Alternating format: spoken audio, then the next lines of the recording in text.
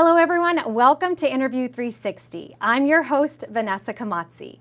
Today, science and comedy come together. Kasha Patel is a science journalist for NASA by day and a science comedian by night. She hopes to inspire people's interest in science through her comedy. There's no doubt Kasha has created a distinct path for herself and her career. So nice to see you, Kasha. Thanks for being here. Yeah, thank you for having me. How did you decide to combine science and comedy, two very different things, into one? That's a good question. So they are very different things, but I think because they are so opposite in a way, it kind of makes them better together, in my opinion. A couple years ago, SpaceX actually tried launching a rocket, and it was incredible because it actually disintegrated upon leaving Earth's atmosphere. It blew up. But NASA did not call it a failure. They called it a non-nominal launch, which is weird because last week I had a non-nominal date. So growing up, I've always had science in my life. My parents really emphasized that. I was going to go to medical school. I was pre-med. I was volunteering at the hospital. I was in science bowl, science club, all those things. So it was always in my life. It was in your blood, for sure. It was there. Oh, yeah, yeah. And then when I started doing comedy and I could see kind of its universal power to connect all these different groups, whether they're different ages, education levels, one joke can make all those different groups laugh at the same thing. And I thought, hey, why can't the subject matter of comedy be science so we can unite people through science and laughter? I think as I started getting more into it and started getting better at comedy, it actually kind of does make sense. I know that on the surface level, science and comedy do seem really different, but they both have a lot of characteristics that I think can help each other out. Like what kind of characteristics? Right, so comedy, I think comedy is almost magical in kind of how it can bring everybody together. It's universality. So I think it's neat that the same joke can make someone like Barack Obama laugh and can also make one of my Indian aunties back home who English isn't even her first language laugh, and then to like a fifth grader that I'm giving a presentation to, that can make them laugh too.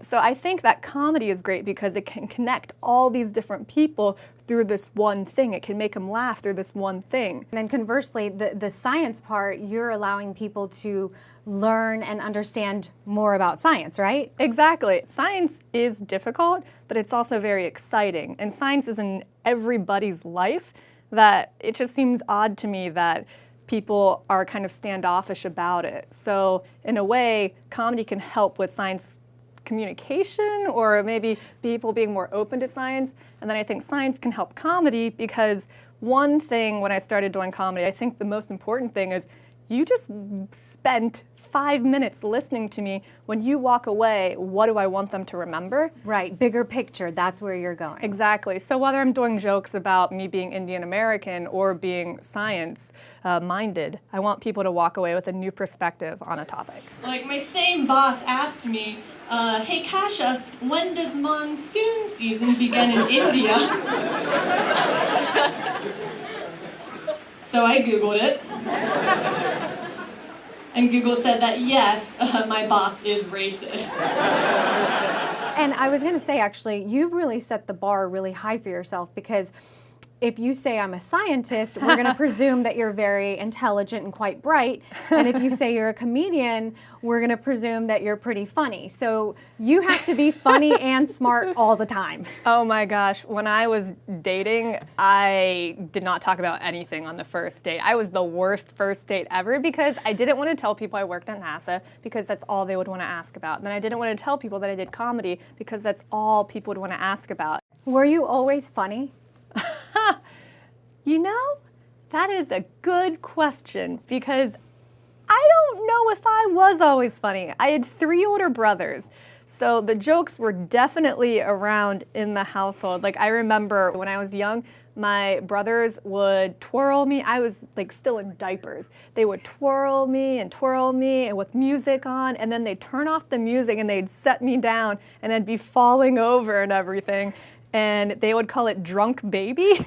Oh, God. And I know this happened because my mom videotaped it. It's on, Mom got it on tape. Yeah. Well, and actually, what do your colleagues at NASA, when you tell them that you're a science comedian, what do they say? And vice versa? Yeah, no, it's crazy because my NASA colleagues, they'll always introduce me as, hi, meet Kasha, she's the stand-up comedian. I'm like, all right. And then my comedian friends, they'll introduce me on stage sometimes as, hi, here's Kasha, she works at NASA.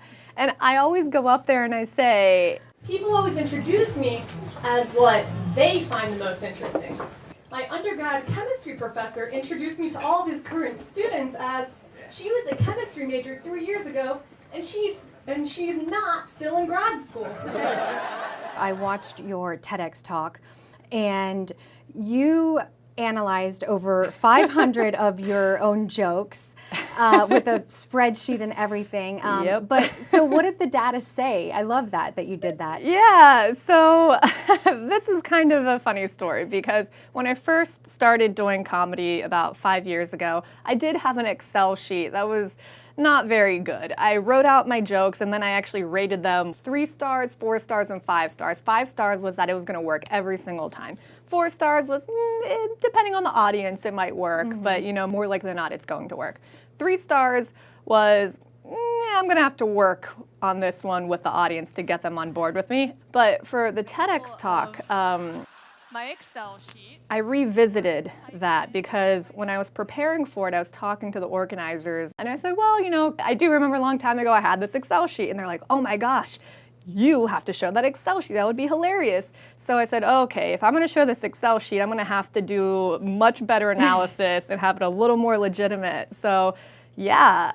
And what kinds of things did you, because I saw that you talked about premise versus time and Right. laughing, which timing for a comedian that's great that you analyzed that though. Right. So I had to go back and look at what are the important things for a comedian to emphasize in a joke. So in order to see what jokes mine were effective, I literally just counted the seconds and then I counted how many seconds of laughter that produced. So the premise of my science jokes did tend to take longer, but the payoff was great. Have you ever completely bombed on stage where it was just like, Oh, 100%. Everyone bombs. If you didn't bomb, I am so skeptical. That means you probably did stand up one time in your life. I learned so much more from bombing than I do for a show that goes really well, because that's also the process. It's trial and error. I mean, I have to do the joke, and if it doesn't do well, that's great news to me, because that means how do I fix it? So, I mean, solution-oriented, going back to your science and Exactly. And that's really cool though. exactly. But now, not all of your jokes are science jokes though, right? Correct. So that was another surprising thing because my science jokes actually performed better than my non-science jokes, even though there was a smaller percentage. The other jokes that are not science related would go in a science comedy set. So it might be talking about my background and how I'm a nerd or things like that. Yeah, So, what are some of the categories, if you will? Because I know dating is one of the ones that yeah, so I would split it up into 3 categories. Number 1 is being Indian American, and that's me growing up in this town that was extremely small. I say I was the only Indian in my high school. There used to be 2 of us, but then my brother graduated. And then for college, I decided to go to a small liberal arts historically Baptist university where I studied chemistry. And that school had like 10 Indians. And I remember thinking, where did all these Indians come from? And now I live here in Washington, D.C. I'm like, wow, is this what India's like? And then I move into my science jokes, and those are a lot about my experience as a science writer, working at NASA. I have a few jokes like that. Did a survey where 80% of people think that science has improved their lives and their well-being and their eating habits. The other 20% are PhD grad students. And then the third category is actually a little bit more about me growing up and trying to figure out life in the city, and especially on the dating aspect. We're going to go on a rooftop and we're going to look at a meteor shower that only comes around like once every few decades. As I was getting ready, I told my friends about this. I'm like, yeah, we're meeting at 11:30 p.m. in a secluded area in the city. And as I'm saying these words out loud, I'm thinking this is the great plot for a serial killer. Is there any science joke in particular that you know is just always going to get the laugh from the audience? So that's interesting because even within the science jokes, there are different audiences there. So I have my job as a science writer, and I really enjoy my job. Every day and all day, I get to talk to scientists. I'm always learning new things. And I actually learned that neuroscientists are very good spellers because they're constantly spelling all these long, complicated words like hippocampus, amygdala, insufficient funding. So that one's, Great. yeah, people are like, That's oh, a good that's one. a I like that funding one. joke. Yeah. I want to switch gears real quick and ask, how did you get into science journalism and your day-to-day working at NASA? Yeah, so the way I got into science comedy, the mindset was similar into how I got into science journalism. Because, I mean, I guess I'm just doing a lot of weird things people haven't heard of, but when I say science comedy, people raise an eyebrow. When I say I'm a science writer, they raise an eyebrow. Yeah, I'm sure people's reactions, you get that all the time, They're like, are right? you just making up your life path right now? I'm like, yeah, I guess so. It's working. It's fine. Yeah. I was majoring in chemistry, pre-med, but I also was minoring in journalism at the time. And I've always been interested in writing. And then I remember my journalism professor said to me, if it's interesting to you, other people will be interested.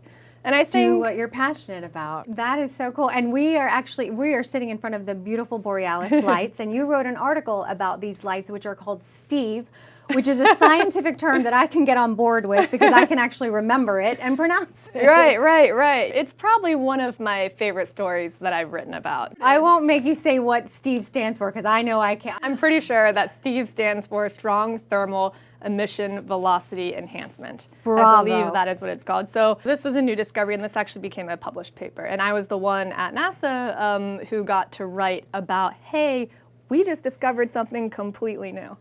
Well, I knew that this was going to be a great interview just when I read what your tagline was. So can you share what that is? Yeah, actually, I came up with that tagline on my first paid gig. It was when I came to DC and he said, hey, send me your bio. And I just sat down, I'm like, oh my gosh, what should I write? So I said, I fill the unknown demand. I fill the unknown demand Of Indian female comics. from West Virginia. West Virginia. I feel like that was general enough that I'm pretty sure there's not other Indian comedians from West Virginia or Indian female comedians from West Virginia. Probably not. I don't really think there's a niche. I don't think there's that much of a demand for it either. So I felt pretty comfortable in saying I fill this unknown demand. What was it like for you growing up in West Virginia?